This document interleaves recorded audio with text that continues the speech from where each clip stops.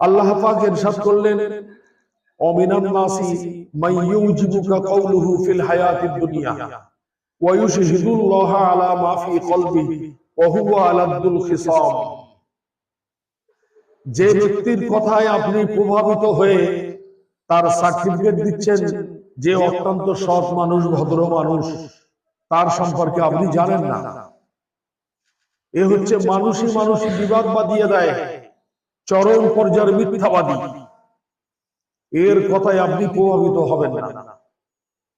এই আয়াতের শানে নুজুল হলো এই ঘটনা।